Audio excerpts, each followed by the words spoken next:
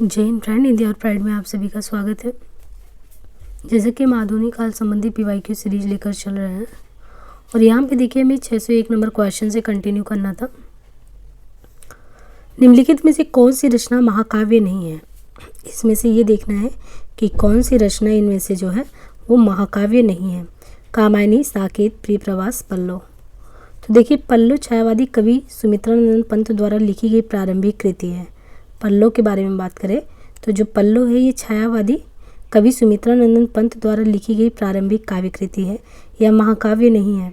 जबकि प्रसाद द्वारा रचित जो कामायनी है, कामायनी की बात करें अगर तो कामायनी के बारे में बात करेंगे तो कामायनी जो है ये आपको दिखता है कि हाँ, कामायनी जो है एक तरीके से ये महाकाव्य है। यहाँ पे कलर चेंज कर दें तो देखिए यहाँ पे पल्लव छायावादी कवि सुमित्रानंदन पंत द्वारा लिखी गई प्रारंभिक काव्य कृति है, यानी ये प्रारंभिक काव्य कृति है और ये महाकाव्य नहीं है। जबकि जो जयशंकर प्रसाद द्वारा रचित कामायनी है वो छायावादी महाकाव्य तथा अपने समय की श्रेष्ठतम कृति है। राष्ट्रकवि मैथिली शरण गुप्त द्वारा रचित जो साकेत है, साकेत तथा अयोध्या सिंह उपाध्याय हरिओद द्वारा जो प्रियप्रवास है, ये भी महाकाव्यात्मक काव्य कृति में आता है। तो कामायनी हो गया, प्रियप्रवास हो गया, साकेत हो गया, ये सब महाकाव्यात्मक है। लेकिन पल्लव जो पंत जी का है वो महाकाव्यात्मक इस श्रेणी में नहीं आता। निम्नलिखित में से कौन सा कथन गलत है? पंत को प्रकृति का सुकुमार कवि कहते हैं। पल्लव पंत की रचना है, लोकायतन महाकाव्य की श्रेणी में आता है। पंत भारतेंदु युग के कवि है, तो पंत भारतेंदु युग के कवि हैं, ये चीज़ गलत है। अभी तो इसके उत्तरवर्ती वो छायावाद युग के प्रमुख कवि के तौर पे जाने जाते हैं और ये भी सही है कि पंत को प्रकृति का सुकुमार कवि कहते हैं। पल्लव उनकी रचना है, लोकायतन महाकाव्य की श्रेणी में आता है। सुमित्रानंदन पंत जो है ये छायावाद युग के कवि हैं। प्राकृतिक सुषमा यानी प्रकृति का वर्णन वो कहते हैं, इसलिए उनको प्रकृति का सुकुमार कवि भी कहते हैं और उसमें मानवीयता यानी प्रकृति में भी मानवीयता दिखाने का काम करते हैं। और पल्लव पंत की रचना जो 1928 ईस्वी में प्रकाशित हुई थी, लोकायतन, इनका महाकाव्यात्मक ग्रंथ है। निराला की अंतिम कविता कौन सी है? राम की शक्ति पूजा, तुलसीदास, सरोज स्मृति, पत्रोत्कंठी, जीवन का बीज बुझा हुआ।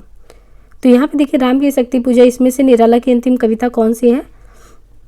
तो ये जो पत्रोत्कंठित जीवन का बीज बुझा हुआ, ये महाकवि सूर्यकांत त्रिपाठी निराला की अंतिम काव्य रचना है। क्या है? पत्रोत्कंठित जीवन, पत्रोत्कंठित जीवन का बीज बुझा हुआ, ये महाकवि सूर्यकांत त्रिपाठी निराला की अंतिम काव्य रचना है। निराला की यह कविता जो है सांध कांकली में संकलित है। निराला ने 1936 ईस्वी में महाकाव्यात्मक कविता राम की शक्ति पूजा की तथा 1938 में तुलसीदास की रचना की। तो पत्रोत्कंठित जीवन का बीज बुझा हुआ इसका नाम है। निराला का ये अंतिम रचना है, पत्रोत्कंठित जीवन का बीज बुझा हुआ है। बाकी निराला के बारे में बात करें तो ये कविता, इनकी जो पत्रोत्कंठित जीवन का बीज बुझा हुआ, ये शांत कांकली में संकलित था।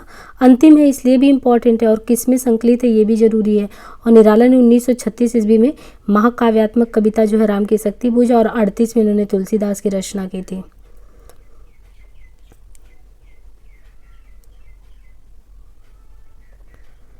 देखिए महादेवी वर्मा का पहला काव्य संकलन है दीपशिखा, निहार, यामा, रश्मि। तो महादेवी वर्मा का पहला काव्य संकलन इनमें से कौन है? तो आधुनिक मीरा के रूप में प्रसिद्ध है महादेवी वर्मा। इन्होंने अपना काव्य संग्रह जो इनका निहार नाम से है, ये 1930 ईस्वी में लिखा गया। तो महादेवी वर्मा ने अपना पहला काव्य संग्रह निहार जो कि 1930 ईस्वी में लिखा गया। रश्मि, नीरजा, सांदगी तथा यामा महादेवी वर्मा द्वारा रचित अन्य काव्य कृतियाँ हैं। निहार की भूमिका हरिओद ने लिखी थी। तो आधुनिक मीरा के रूप में प्रसिद्ध महादेवी वर्मा का पहला काव्य संग्रह कौन सा है? निहार, जो कि 1930 में है। और इसी निहार में ही रश्मि, नीरजा, सांदगी तथा यामा जो है अन्य काव्य कृतियाँ हैं। और निहार की भूमिका किसने लिखी थी? हरिओद ने लिखी थी। कला और बूढ़ा चाँद के लेखक कौन है? कला और बूढ़ा चाँद। तो कला और बूढ़ा चाँद, स्वर्ण किरण, स्वर्ण धूलि, बीड़ा, ये मुत्रा छायावादी कवि, ये पंत की अरविंद दर्शन से प्रभावित कविता रचना है। यानी ये जो रचना है सुमित्रानंदन पंत का है, कला और बूढ़ा चाँद। इनके अलावा स्वर्ण किरण, स्वर्ण धूलि, बीड़ा एवं मुत्रा भी इनकी रचना है और जो कि अरविंद दर्शन से प्रभावित काव्य रचना है। बाकी बात करें मानसी है, छाया है, ज्योत्सना है, युग पुरुष है। युग पुरुष के अलावा मधुबन, आतिमा, शिल्पी, सौवर्णी, रजत शिखर आदि पंत के द्वारा रचित काव्य नाटक है। मौन निमंत्रण, चिदंबरा, परिवर्तन, युगांत, ग्राम्या, युगवाड़ी, गुंजन, पल्लव, बीड़ा, ग्रंथि, उच्छ्वास आदि पंथ की अन्य रचनाएं हैं। स्वच्छंदतावाद की विशेषता कौन सी नहीं है? प्रकृति पर्यवेक्षण, कथा, गीत, प्रयोग, प्रेम चित्रण, ब्रजभाषा में रचना। तो इसमें से स्वच्छंदतावाद का विशेषता कौन सा नहीं है? हिंदी साहित्य के आधुनिक काल में छायावादी काव्यधारा को स्वच्छंदतावाद, रोमांटिसिज्म कहते हैं। प्रकृति पर्यवेक्षण, प्रेम एवं सौंदर्य का चित्रण, कथा, गीत आदि का प्रयोग, अभिव्यंजना, श्रृंगार निरूपण, नारी भावना, रहस्यात्मक विशेषताएं हैं। ब्रजभाषा में रचना स्वच्छंदतावाद की विशेषता नहीं है, क्योंकि छायावादी काव्य की रचना जो है वो खड़ी बोली में। तो इस समय ये नहीं कि इसकी विशेषता है कि ब्रजभाषा में, नहीं, छायावाद तक आते आते चीज़ें खड़ी बोली में हो गई थी, तो ये ब्रजभाषा इसका कोई वो नहीं है कि विशेषता है। दूसरी बात है कि लोकायतन के रचयिता कौन है? तो सूर्यकांत त्रिपाठी निराला, बालकृष्ण शर्मा नबीन, माखनलाल चतुर्वेदी, सुमित्रा नंदन पंत। तो लोकायतन चिदंबरा, ग्राम्या, ये लोकायतन है, चिदंबरा है, ग्राम्या, युगांत, युगवाड़ी, गुंजन, पल्लव, बीड़ा, ग्रंथि, उच्छ्वास, ये सभी प्रकृति के सुकुमार पंथ की रचनाएं हैं। अनामिका, गीतिका, परिमल, तुलसीदास, कुकुरमुत्ता, अपरा, अर्चना, सरोज स्मृति, राम की शक्ति पूजा आदि निराला की काव्य कृतियाँ हैं। द्विवेदी युगीन साहित्यकार माखनलाल चतुर्वेदी ने, द्विवेदी युग के कौन है साहित्यकार?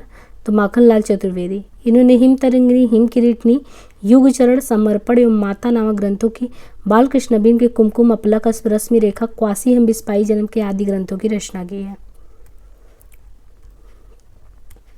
आंसू क्या है? मुक्तक काव्य संकलन, प्रबंध काव्य, आतुकांत काव्य, इनमें से कोई नहीं। तो छायावादी कवि प्रसाद द्वारा रचित आंसू जो है, आंसू मुक्तक काव्य शैली का विरह काव्य है। तो ये कवि कि प्रसाद का जो आंसू है वो मुक्तक काव्य शैली का विरह काव्य है। कामायनी प्रसाद द्वारा रचित छायावादी महाकाव्य तथा अपने युग की श्रेष्ठतम कृति है। झरना, लहर, उर्वशी, करुड़ालय, प्रेम पथिक, कानन कुसुम, महाराणा का महत्व आदि भी प्रसाद की अन्य रचनाएं हैं। उर्मिला किसका प्रबंध काव्य है? नरेंद्र शर्मा, बालकृष्ण शर्मा नबीन, रामेश्वर शुक्ला, अंचल, इनमें से कोई नहीं। तो यहाँ पे देखिए जो उर्मिला है ये छायावादी युग के राष्ट्रीय सांस्कृतिक काव्यधारा के प्रमुख कवि हैं बालकृष्ण शर्मा नबीन। तो जो उर्मिला है ये सांस्कृतिक काव्यधारा के प्रमुख कवि बालकृष्ण शर्मा नबीन द्वारा रचित काव्य ग्रंथ है। इनके अलावा उर्मिला के अलावा कुमकुम, नवीन जी की जो है प्रसिद्ध रचनाओं में कुमकुम है, अपलक है, रश्मि रेखा है, क्वासी हम बिस्पाई जन्म के, और भी है प्राणपण, विनोबा स्तवन आदि बालकृष्ण शर्मा नबीन की अन्य रचनाएं हैं। छायावाद युग के अन्य कवि हैं नरेंद्र शर्मा के प्रसिद्ध काव्य कृतियाँ पलाशवन तथा प्रवासी के गीत भी हैं। कविता में रहस्य दर्शन से परिपूर्ण अत्यंत भावुकता भरी रचनाएं करने वाला जो रचनाकार अपने रेखा चित्रों में अत्यंत अस्पष्ट एवं यथार्थ चित्रणकर्ता के रूप में प्रकाशित हुआ उसका नाम क्या है? तो कविता में रहस्य दर्शन से परिपूर्ण, रहस्य दर्शन से परिपूर्ण भावुकता भरी रचनाएं करने वाला जो रचनाकार अपने रेखा चित्रों में अत्यंत स्पष्ट एवं यथार्थ चित्रणकर्ता के रूप में प्रकाशित हुआ उसका क्या नाम है? प्रसाद बेनीपुरी, महादेवी वर्मा, विष्णु प्रभाकर। तो यहाँ पे देखिए कविता में रहस्य दर्शन से परिपूर्ण अत्यंत भावुकता भरी रचनाएं करने वाला जो रचनाकार अपने रेखा चित्रों में अत्यंत स्पष्ट यथार्थ चित्रणकर्ता के रूप में प्रकाशित हुआ उनका नाम है महादेवी वर्मा। महादेवी वर्मा को हम किस लिए भी जानते हैं? क्योंकि बौद्ध दर्शन से प्रभावित हैं, रहस्यवादी कवित्री के रूप में इनको स्वीकार किया जाता है। इनके प्रिय प्रतीक जो इनको पसंद है वो दीपक अलंकार जो है इनके प्रिय अलंकारों में आता है। इनके द्वारा रचित रेखा चित्र हैं अतीत के चलचित्र, स्मृति का रेखा और मेरा परिवार। कामायनी की रचना के बाद उस धारा जो कामायनी है, कामायनी की रचना के बाद उस धारा का कोई और श्रेष्ठ महाकाव्य फिर क्यों नहीं रचा गया? क्योंकि प्रसाद जी नहीं चाहते थे। उस कोटि की रचना का शीर्ष शिखर कामायनी ही हो चुकी थी। अन्य कविगण प्रसाद के शिल्प कौशल के आगे हार मान चुके थे। कठिनाई का सामना कोई नहीं करना चाहता था। तो ये कहा जाता है कि कामायनी के बाद अगर देखें ना तो उस धारा का कोई और श्रेष्ठ काव्य फिर नहीं रचा गया, क्योंकि उस कोटि की रचना का शीर्ष शिखर अगर देखा जाए तो कामायनी ही हो चुका था। फिर कामायनी के आगे और क्या रचा जाता? यदि श्रद्धा और मनु अर्थात मनन के सहयोग से मानवता का विकास रूपक है तो भी बड़ा भावमय और श्लाघ्य है। ये बहुत ही प्रसिद्ध पंक्ति है कि यदि श्रद्धा और मनु अर्थात मनन के सहयोग से, श्रद्धा और मनन के सहयोग से मानवता का विकास रूपक है तो भी बड़ा भावमय और श्लाघ्य है। ये कथन किसका है? वाजपेयी का है, नगेंद्र का है, मुक्तिबोध का है, प्रसाद का। तो देखिए जयशंकर प्रसाद का कहना है कि यदि श्रद्धा और मनु अर्थात मनन के सहयोग से मानवता का विकास हो रहा है, यानी दोनों के मिलने से मानवता का विकास हो रहा है, तो ये बड़ा भावमय और श्लाघ्य है, इससे बड़ी बात क्या हो सकती है। प्रकृति का जो सूक्ष्म चित्रण सुमित्रानंदन पंत जी की कविताओं में मिलता है। वो प्रकृति प्रेमी है तो सूक्ष्म चीज़ों को भी देखते हैं। तो प्रकृति का जो सूक्ष्म चित्रण पंत की कविताओं में मिलता है वैसा अन्यत्र कहीं पे दुर्लभ है, नहीं मिलता है। प्रकृति निरीक्षण का सुअवसर और उसके प्रति समर्पण जो है वो और किसी कवि में उनकी कितना आया ही नहीं पाया। पंत जी को अल्मोड़े में बचपन बिताने तथा युवावस्था में इलाहाबाद में रहने का जो अवसर मिला था वैसा और किसी को नहीं मिला। देखिए, बचपन में इन्होंने अल्मोड़े में जीवन बिताया और फिर बाद में यह इलाहाबाद के हॉस्टल के दिनों की बात है तो वहाँ भी इन्होंने जीवन बिताया। तो क्या ये दोनों अवसर इनके लिए बहुत ज़्यादा कारगर सिद्ध हुआ। तीसरी बात कि प्रकृति चित्रण करने की अपेक्षा विचारधाराओं का विश्लेषण करना श्रेष्ठ होता है। प्रकृति चित्रण में कथावस्तु को पिरोने की गुंजाइश कम होना। तो प्रकृति का जो सूक्ष्म चित्रण पंत जी की कविताओं में मिलता है वैसा और कहीं नहीं मिलता, क्योंकि प्रकृति निरीक्षण का सुअवसर और उसके प्रति समर्पण जो भाव है ना वो भी चाहिए होता है, तो वो और किसी में नहीं है। तो इसीलिए वैसी रचनाएं हमें और अन्यत्र नहीं देखने को मिलती हैं। अब यहाँ पे देखिए कि दुख की पिछली रजनी बीच विकसता सुख का नवल प्रकाश किस काव्य कृति का प्रबोध वाक्य है। दुख की पिछली रजनी बीच विकसता सुख का नवल प्रकाश, ये आप देखिए कि कामायनी में जब होता है कि पूरा प्रलयवान स्थिति हो जाती है, मनु भी हार कर बैठ जाते हैं, तो वो दुख की पिछली रजनी बीच विकसता सुख का नवल प्रकाश कामायनी कृति का प्रबोध वाक्य है। और बाकी प्रसाद द्वारा महाकाव्य 15 सर्गों में विभक्त है। इस प्रकार चिंता, आशा, श्रद्धा, काम, वासना, लज्जा, कर्म, ईर्ष्या, ईड़ा, स्वप्न, संघर्ष, निर्वेद, दर्शन, रहस्य, आनंद।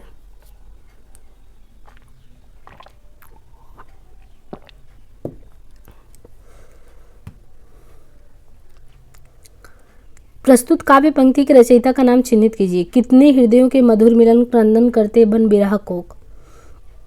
प्रस्तुत काव्य पंक्ति इसके रचयिता का नाम क्या है। कितने हृदयों के मधुर मिलन क्रंदन करते बन बिरह कोक, पंत प्रसाद अज्ञे निराला। तो ये कितने हृदयों के मधुर मिलन क्रंदन करने बन विरह कोक, ये पंक्ति प्रसाद द्वारा लिखित है। निम्नलिखित रचनाकारों की काव्य पंक्तियों की बात करें तो पंत की पंक्तियों में अरूढ़ अधरों का पल्लव प्रात, मोतियों सा हिलता हिमहास। तो अरूढ़ अधरों का पल्लव प्रात, मोतियों सा हिलता हिमहास। महादेवी वर्मा का कि वे मुस्काते फूल नहीं जिनको आता है मुरझाना, वे तारों के दीप नहीं। प्रसाद कहते मेरा अनुराग फैलने दो नभ के अभिनव कलरव में, बनकिरण कभी आ जाना। ये प्रसाद की पंक्ति है। होगी जय हे पुरुषोत्तम नवीन, निराला की।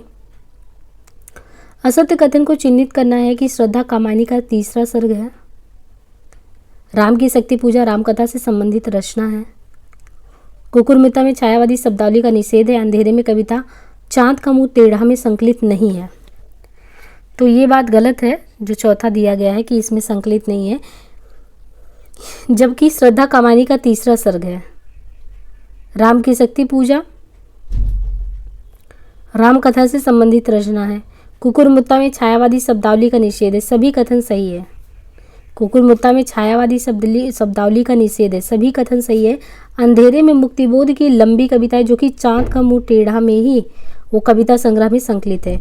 इसी में अगर देखेंगे इनके तो जिसमें भूल गलती, ब्रह्म राक्षस, लकड़ी का रावण, डूबता चाँद, मुझे पुकारती हुई पुकार, मुझे याद आते हैं मुझे मालूम नहीं, ये सारी कविताएं जो है ना ये चाँद का मुंह टेढ़ा जो है इसी में संग्रहित है। तो इनका देखिए अंधेरे में मुक्तिबोध की जो लंबी कविता है, प्रसिद्ध कविता है, तो चाँद के मुंह टेढ़े जो ये चाँद का मुंह टेढ़ा है कविता संग्रह, इसी में अंधेरे में कविता ये भी संकलित है। भूल गलती ये भी प्रसिद्ध है। ब्रह्म राक्षस, लकड़ी का रावण, डूबता चाँद, मुझे पुकारती हुई, ये सारी ही रचनाएं इसी में संकलित है। मुझे याद आते हैं मुझे मालूम नहीं, ये सारी ही इसी में आती हैं। हिंदी गद्य में जब प्रगतिशीलता से प्रेरित रचनाएं हो रही थी तब कविता में छायावाद अपने शिखर पर था। उस विशेष काल की एक उत्कृष्ट काव्य कृति कौन सी थी। तो हिंदी गद्य में जब प्रगतिशीलता से प्रेरित रचनाएं हो रही थी तब कविता में छायावाद अपने शिखर पर था। उस विशेष काल की एक उत्कृष्ट काव्य कृति थी पल्लव, साकेत, जौहर, परिमल। तो इसमें से हमें देखना है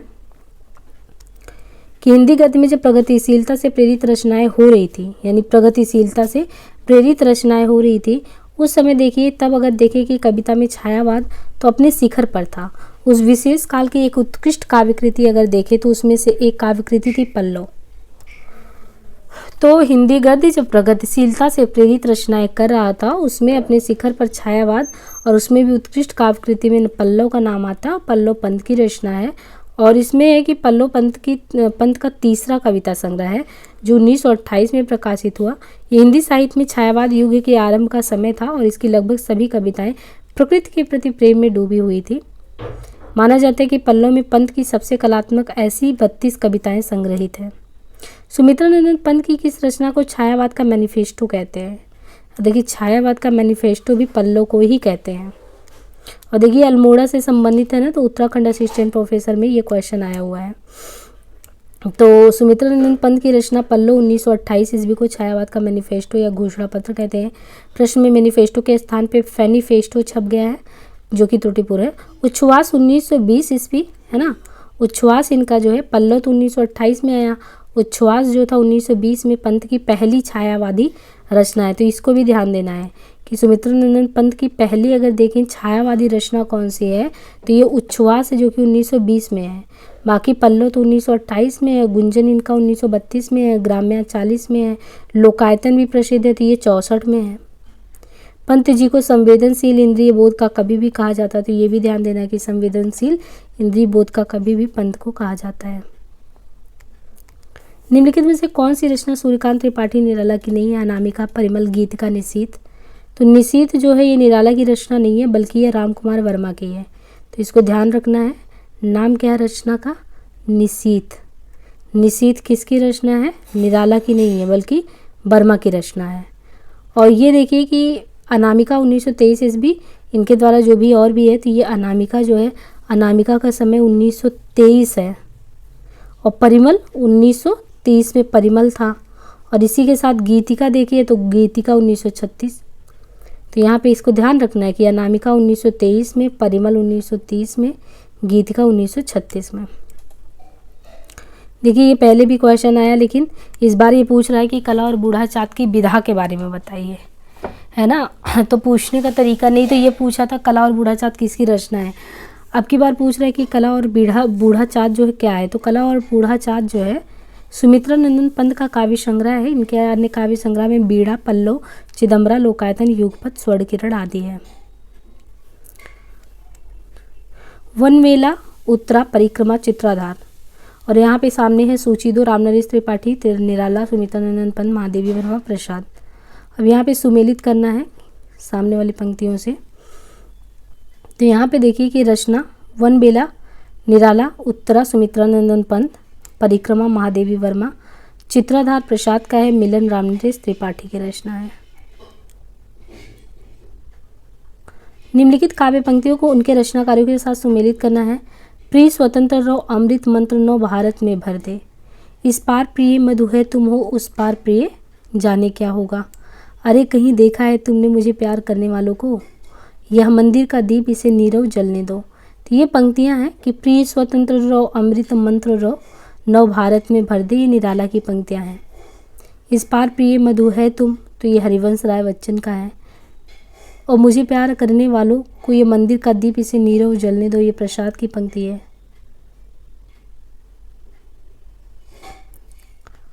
और सुंदर है बेहक सुमन सुंदर,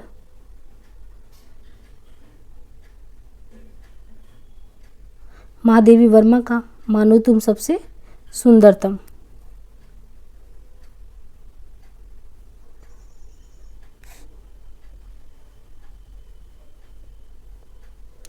ये मंदिर का दीप जो है ना, ये यहाँ पे देखिए गड़बड़ हो रहा था, यह मंदिर का दीप इसे नीरव जलने दो, ये महादेवी वर्मा का है। और ये जो सुंदर और प्रकृति के बारे में सुमित्रा नंदन पंत का है। बाकी ये जो है अरे कहीं देखा है तुमने, ये प्रसाद का है। और ये मधुशाला से पंक्तियां हैं, और इसके निराला की पंक्तियां हैं। कर रही लीला में आनंद, महाचित्त सजग हुई सी व्यक्त, विश्व का उन्मीलन अभिराम, इसी में सब होते अनुरक्त। अब देखिए इसमें सर्ग के बारे में पूछा कि चिंता, श्रद्धा, आशा, लज्जा कौन से सर्ग से लिया गया है। तो ये जो पंक्तियां हैं कर रही लीला में और होते सब अनुरक्त, कामायनी महाकाव्य के श्रद्धा से लिया गया है। श्रद्धा सर्ग से ये पंक्तियां जो हैं उद्धृत हैं। बाकी इसमें छंद ताटक है मुख्य छंद, और इसमें कुल 15 सर्ग हैं। लिखता आवाद गति मुक्त छंद, लिखता आबाद गति मुक्त छंद पर संपादक गण निरानंद। वापस कर देते पढ़ सत्वर दे एक पंक्ति इनमें दो उत्तर। इन पंक्तियों में निराला संपादकों द्वारा किसकी रचनाओं के वापस किए जाने की बात कर रहे हैं? लिखता आबाद गति मुक्त छंद पर संपादक गण निरानंद। वापस कर देते पढ़ सत्वर दे एक पंक्ति में दो उत्तर। एक्चुअली इन्होंने जब लिखा था अपनी जूही की कली, जब ये सरस्वती में छपवाने गए थे, तो जूही की कली नामक कविता पे ये कहा गया कि ये अश्लीलता का आरोप लगाकर इनको महावीर प्रसाद द्विवेदी ने छापने से मना कर दिया था। तो वही कह रहे हैं। राम की शक्ति पूजा कविता का प्रारंभ किससे होता है? दुर्गा की उपासना से, राम शक्ति के उदात्त प्रेम से, राम के पूजा में बैठने से, राम रावण के प्रखर युद्ध के वर्णन से। तो राम की शक्ति पूजा का शुरुआत ही राम की शक्ति पूजा, जो कि 1936 में कविता के रचयिता निराला जी हैं, इस कविता का प्रारंभ जो होता है वो राम रावण के प्रखर युद्ध के वर्णन से होता है। इस कविता में निराला ने राम के जय भय व आशंका को दूर करते हुए शक्ति की मौलिक कल्पना की है। रचनात्मक फलक पर विद्रोही और क्रांतिकारी छवि के रूप में किस रचनाकार की पहचान है? रचनात्मक फलक पे देखें तो कौन से ऐसे कवि आपको लगते हैं जो क्रांतिकारी छवि के हैं? सुमित्रानंदन पंत, महादेवी वर्मा, निराला और प्रसाद। तो भाई क्रांतिकारी जो छवि है वो निराला जी की ही है ना। निराला जी जो है छायावादी कवि में रचनात्मक फलक पे देखें विद्रोही स्वभाव, क्रांतिकारी छवि ये निराला जी की है। इसलिए उनको एक ये भी है कि छायावाद का महेश भी कहा जाता है। ये भी क्वेश्चन हो सकता है कि छायावाद का महेश किसको कहते हैं? तो निराला को कहते हैं। तथा प्रसाद को ब्रह्मा एवं पंत को विष्णु, ये ध्यान रखना है। छायावाद का महेश कौन है? तो निराला है। और प्रसाद को ब्रह्मा कहते हैं, पंत को विष्णु कहते हैं। निराला की और भी रचनाओं में अनामिका, गीतिका, परिमल, राम की शक्ति पूजा, कुकुरमुत्ता, तुलसीदास, गीत कुंज, आड़िमा आदि है। मनु, श्रद्धा और ईड़ा इत्यादि अपना ऐतिहासिक अस्तित्व रखते हुए सांकेतिक अर्थ की भी अभिव्यक्ति करे तो मुझे कोई आपत्ति नहीं है। मनु, श्रद्धा और ईड़ा इत्यादि अपना ऐतिहासिक अस्तित्व रखते हुए सांकेतिक अर्थ की भी अभिव्यक्ति करे तो मुझे कोई आपत्ति नहीं। ये कथन किसका है? कामानी के संदर्भ में कवि प्रसाद का कथन है कि मनु, श्रद्धा और ईड़ा इत्यादि, ये प्रसाद खुद कहते हैं कि मनु, श्रद्धा और ईड़ा ये अपना ऐतिहासिक अस्तित्व रखते हुए सांकेतिक अर्थ की भी अभिव्यक्ति करे तो मुझे कोई आपत्ति नहीं है। राम की शक्ति पूजा कविता की अंतिम पंक्ति कौन सी है?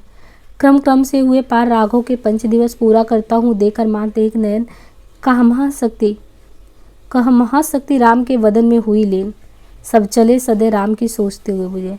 तो निराला कृत्य जो राम की शक्ति पूजा है, तो कविता की अंतिम पंक्ति क्या है? कह महाशक्ति। क्योंकि जब वो अपने नयन को अर्पण करने चलते हैं तब तक महाशक्ति जो प्रकट होती हैं, माँ दुर्गा जब प्रकट होती हैं, तो वही कह रहे हैं कि कह महाशक्ति राम के वदन में लीन हो गई। तो जैसे ही उन्होंने ये किया, उनकी परीक्षा समाप्त हुई और कह महाशक्ति राम के वदन में हुई लीन। जबकि अन्य दी गई पंक्तियों का संबंध इस कविता से नहीं है। राम की शक्ति पूजा कविता की प्रथम पंक्ति है। देखिए शुरुआत की पंक्ति भी इम्पॉर्टेंट है। रवि हुआ अस्त ज्योति के पत्र पर लिखा अमर। तो शुरुआत तो यहाँ से होता है कि रवि हुआ अस्त ज्योति के पत्र पर लिखा अमर, और लास्ट की पंक्ति कह महाशक्ति राम के वदन में हुई लीन। कामायनी का मूल दर्शन क्या है? तो कामायनी का मूल दर्शन जो है ये प्रत्यभिज्ञा दर्शन है। इसको ध्यान रखिएगा। कामायनी का मूल जो दर्शन है वो प्रत्यभिज्ञा दर्शन है। कामायनी हिंदी भाषा का महाकाव्य जिसकी रचना प्रसाद ने की है, प्रत्यभिज्ञा दर्शन पर आधारित होने के साथ साथ शैव काव्य, इस पे अगर देखें तो प्रत्यभिज्ञा के साथ साथ शैव भी दर्शन का प्रभाव पड़ता है। नील परिधान भी सुकुमार, खुल रहा मृदुल अधखुला अंग, खिला हो जो बिजली का फूल, मेघवन बीच गुलाबी रंग। इन पंक्तियों में प्रसाद ने किसके सौंदर्य का वर्णन किया है? तो इसमें जो है श्रद्धा के बारे में वर्णन करते हैं कि किस तरीके से जब वो मनु के पास आती है तो उनके सौंदर्य का वर्णन इन रूपों में किया गया है। किसकी कृतियों में भारतीय इतिहास राष्ट्रीय गौरव का पर्याय बनकर आता है? भारत का जो इतिहास है वो राष्ट्रीय गौरव का पर्याय बनकर आता है। प्रेमचंद, प्रसाद, भीष्म सैनिक, कृष्णा सोबती। तो जयशंकर प्रसाद की कृतियों में भारतीय इतिहास राष्ट्रीय गौरव का पर्याय बनकर आता है। प्रसाद की ऐतिहासिक कृतियां हैं महाराणा का महत्व, चंद्रगुप्त, स्कंदगुप्त, ध्रुवस्वामिनी। राम की शक्ति पूजा किस श्रेणी की कविता है? तो लंबी कविता, है ना, वो लंबी कविता है जो कि अनामिका नामक। तो इसको बहुत ध्यान रखना है कि जो राम की शक्ति पूजा है ये कौन से काव्य संग्रह में है, तो ये अनामिका काव्य संग्रह में है। तो निराला कृत राम की शक्ति पूजा कविता की श्रेणी लंबी अनामिका नामक काव्य संग्रह में संकलित है। इस संकलन की अन्य प्रसिद्ध कविताओं में है सरोज स्मृति, तोड़ती पत्थर, प्रेयसी। तो सरोज स्मृति भी है, तोड़ती पत्थर भी है, प्रेयसी है, सच है, रेखा आदि। निराला की कविता राम की शक्ति पूजा के संदर्भ में कौन सा तथ्य गलत है? गलत बताना है। इसमें धर्म और अधर्म के शाश्वत संघर्ष का चित्रण है। यह रचना मूलतः राम और सीता की प्रणय गाथा है। इसमें राम शक्ति की आराधना करते हैं। यह कविता छायावादी काव्य की एक उत्कृष्ट रचना मानी जाती है। तो निराला की कविता राम की शक्ति पूजा के संदर्भ में गलत तथ्य कि यह रचना मूलतः राम और सीता की प्रणय कथा है। बाकी इसमें सही बात है कि धर्म और अधर्म के शाश्वत संघर्ष की बात है। राम जो है शक्ति माँ दुर्गे की आराधना करते हैं। कविता छायावादी काव्य की एक उत्कृष्ट रचना है। कामायनी के पहले सर्ग का शीर्षक क्या है? तो कामायनी का जो प्रथम सर्ग है, देखिए कुल 15 सर्ग है, टोटल 15 सर्ग है, जिनमें अगर क्रमशः आप नाम देखेंगे तो चिंता सर्ग है। चिंता, फिर आशा, आशा के बाद श्रद्धा, श्रद्धा के बाद काम वासना, है ना। तो चिंता, आशा, श्रद्धा, काम वासना, लज्जा, काम वासना, लज्जा, कर्म, ईर्ष्या, ईड़ा। देखिए यहाँ ईर्ष्या 8 पे है, 9 पे ईड़ा है, तो क्रम से आता है ना। ईर्ष्या, ईड़ा, स्वप्न, संघर्ष, निर्वेद, दर्शन, रहस्य, आनंद। कामायनी महाकाव्य में रहस्य के बाद कौन सा सर्ग आता है? तो ये क्रमशः इस तरीके से भी पूछा जाता है, इसलिए 15 का 15 क्रम ध्यान रखना है। जैसे हमने एक बार बताया था कि जैसे आपको चिंता हुई, है ना, तो चिंता होने के बाद फिर एक उम्मीद जगती, तो आशा हुई। अब जैसे मनु बैठे थे, प्रलय हो गया था, उनको कुछ भी नहीं दिख रहा था, तो चिंता में निमग्न थे। तब फिर आशा का संचार हुआ जब उनके सामने श्रद्धा आई, और जब श्रद्धा आई तो फिर काम प्लस वासना, है ना। तो काम वासना के बाद छठे नंबर पे आया लज्जा। तो यहाँ पे हो गया क्रमशः, अगर देखें 15 सर्गों का नाम, तो चिंता, आशा, श्रद्धा, काम, वासना, लज्जा। तो यहाँ तक हम पहुँच गए 6 तक। अब देखिए यहाँ के बाद जो है फिर ये काम, वासना, लज्जा, इसके बाद ये लोग कर्म में तल्लीन हो गए। कर्म में तल्लीन होने के बाद फिर ईर्ष्या बीच में होता है। ईर्ष्या के बाद 9वें नंबर पे फिर ईड़ा आ जाती है। ईड़ा के बाद स्वप्न, स्वप्न से संघर्ष, निर्वेद, दर्शन, रहस्य, रहस्य के बाद देखिए आनंद आता है। छायावादी के संदर्भ में अगर देखें, छायावाद के संदर्भ में तो कौन सा कथन गलत है? छायावादी काव्य में व्यक्तिगत प्रणय की भाव भूमि करुणा से लेकर आनंद तक फैली है। यानी जो व्यक्तिगत प्रणय होता है उसकी भावभूमि करुणा से लेकर आनंद तक फैली हुई है। अभिव्यंजना की दृश्य अभिधात्मक शैली की प्रधानता छायावादी काव्य की मुख्य विशेषता है। कौन सी शैली? अभिधात्मक शैली। छायावादी प्रेम, सौंदर्य, यौवन की कविता है। छायावादी काव्य में अनुभूति की प्रधानता के कारण उसे स्थूल के प्रति सूक्ष्म का विद्रोह माना गया है। तो छायावाद के संदर्भ में अभिव्यंजना की दृष्टि से अभिधात्मक शैली की प्रधानता ये प्रमुख विशेषता नहीं है। छायावादी काव्य में अभिधात्मक शैली नहीं बल्कि लक्षणात्मक। तो यहाँ देखना है कि जो छायावादी है उसमें अभिधा के बजाय लक्षणा की बात की गई है। और देखिए अभिधा, लक्षणा, व्यंजना 3 प्रकार की शैली होती है। अभिधा मीन्स कोई भी बात डायरेक्ट कह देना, मुख्यार्थ या वाच्यार्थ होता है। लक्षणा जो अभिधा पे एक तरीके से अभिधा से जुड़ा होता है। और एक होता है व्यंजना जिसका कुछ मतलब कह तो कुछ रहे हैं लेकिन उसके पीछे अर्थ कुछ और निहित है। तो यहाँ पे देखना है कि जो छायावादी काव्य है उसमें अभिधा शैली डायरेक्ट कोई बात नहीं कही गई है बल्कि माध्यम बना के कहा गया है। तो यहाँ पे आपको लक्षणात्मक शैली का प्रयोग देखने को मिलेगा। किस काव्य ग्रंथ की भूमिका में पंत ने भाषा, अलंकार, छंद, शब्द और भाव के सामरस्य पर विचार व्यक्त किया है? तो ये देखना है युगांत में, बीड़ा में, लोकायतन में, पल्लव में। तो पल्लव जो काव्य ग्रंथ है उसकी भूमिका में पंत ने भाषा, अलंकार, छंद, शब्द और भाव के सामरस्य पर विचार किया है। पल्लव को ही छायावाद का मैनिफेस्टो भी कहा जाता है क्योंकि उसमें ही सारे विचार किए हैं। निराला के बारे में निम्नलिखित में से कौन सा कथन सही है? कविताओं में भारतीय परंपरा और गौरवशाली मूल्यों का अभाव है। अभाव की तीव्र एवं मर्मांतक व्यथा कहीं भी व्यक्त नहीं है। कविता में आध्यात्मिक और रहस्यवादी भावना के दर्शन होते हैं। अधिकांश रचनाएं पौराणिक आख्यानों पर केंद्रित है। इसमें से बताना है कि कौन सा एक सही है। तो कविता में आध्यात्मिकता और रहस्यवादी भावनाओं के दर्शन होते हैं, ये कथन जो है निराला के बारे में सही है। बाकी जितने भी कथन हैं वो गलत है। दुखी जीवन की कथा रही, ये पंक्ति पहले भी आई है। तो ये दुखी जीवन की कथा रही है, निराला जी कहते हैं सरोज स्मृति में अपनी पुत्री के निधन पे यह हिंदी साहित्य की सर्वश्रेष्ठ शोक गीति के रूप में भी मानी जाती है। यहाँ पे जो है युग्म को मिलाना है। रचना और रचनाकार के नाम दिए गए हिमकिरीटनी रत्नाकर, वैदेही बनबास माखनलाल चतुर्वेदी, उद्धव शतक अयोध्या सिंह उपाध्याय हरिओद, पथिक रामनरेश त्रिपाठी। तो देखिए पथिक रामनरेश त्रिपाठी ये तो ठीक है। हिमकिरीटनी जो है माखनलाल चतुर्वेदी का है। उद्धव शतक जगन्नाथ नाथ रत्नाकर का है। वैदेही बनबास अयोध्या सिंह उपाध्याय हरिओद की रचना है। निम्नलिखित में से कौन सा युग्म सही है? ग्राम्या, दीपशिखा, प्रलय की छाया, कुकुरमुत्ता। तो इसमें से बताना है कि निम्नलिखित में से कौन सा युग्म जो है सही है। तो ग्राम्या पंत की है, दीपशिखा महादेवी वर्मा का है, प्रलय की छाया प्रसाद का है और कुकुरमुत्ता निराला का है। तो ग्राम्या, दीपशिखा महादेवी वर्मा, प्रलय की छाया और सूर्यकांत त्रिपाठी निराला का कुकुरमुत्ता है। निम्नलिखित में से कौन सी काव्यकृति महादेवी वर्मा की है? निशीथ, गीत गुंज, सांध्य गीत, स्वर्णधूलि। तो यहाँ पे देखिए जो रचना है सांध्य गीत है ना, सांध्य गीत जो है महादेवी वर्मा की रचना है।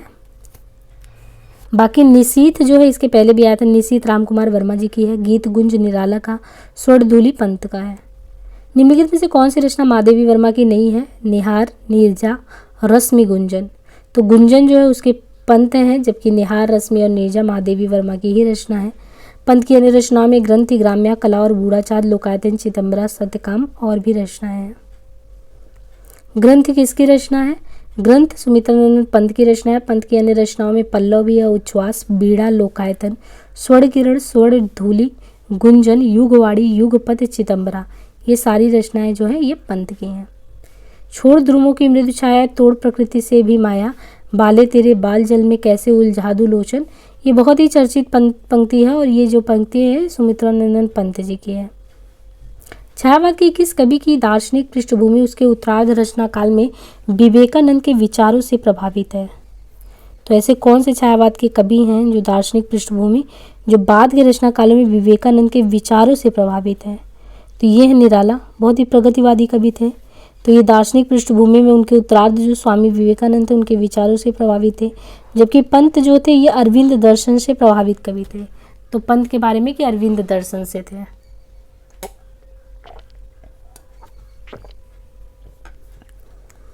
निम्नलिखित में से निराला की किस कविता में यथार्थवादी चेतना स्पष्ट रूप से दिखाई देती है? तो जो निराला की किस कविता में यथार्थवादी, कुकुरमुत्ता, सरोज स्मृति, जूही की कली, राम की शक्ति पूजा। तो यहाँ पे देखिए जो सूर्यकांत त्रिपाठी निराला है उनकी रचना जो कुकुरमुत्ता है। कुकुरमुत्ता कविता में जो शोषण, शोषित, वंचित तबकों के लिए उन्होंने कहा है, तो ये निराला की रचना जो कुकुरमुत्ता है ये यथार्थवादी यानी सच्चाई से भरी दिखती है। और जूही की कली जो है इनकी ये पहली मुक्तक छंद रचना है। और सरोज स्मृति इनका पहला शोक गीत है। और राम की शक्ति पूजा इनकी लंबी कविता है। किस छायावादी कवि की कविता में माधुर्य गुण की अधिकता को रेखांकित करते हुए शुक्ल ने मधुचर्या का कवि कहा है? किसमें लगता है कि शुक्ल जी को कि मधु ही मधु है? प्रसाद, निराला, पंत, महादेवी वर्मा। तो छायावादी कवि के रूप में अगर प्रसाद को देखें तो प्रसाद की कविताओं में जो है माधुर्य गुण की अधिकता है।